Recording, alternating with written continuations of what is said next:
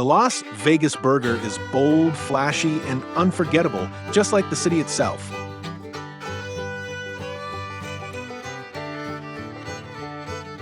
Loaded with smoky bacon, melted cheddar, crispy onion rings, and a bourbon glaze kick, it's the ultimate indulgence stacked between buttery brioche buns. Welcome to Flavor City. Today, we're making the one and only Las Vegas burger. Shaping and cooking the patty.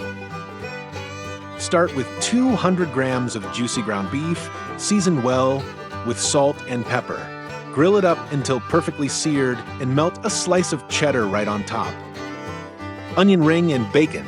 Next, fry up a crispy onion ring and sizzle one slice of bacon until golden and crunchy. Toasting the bun. Toast a buttery brioche bun because this burger deserves the best. Assembling. Now let's build.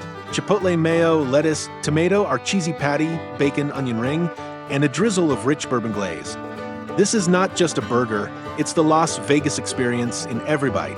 Crispy, juicy, sweet, and smoky. Jackpot! Try it out and taste the thrill. Like, comment, and subscribe for more gourmet burger recipes.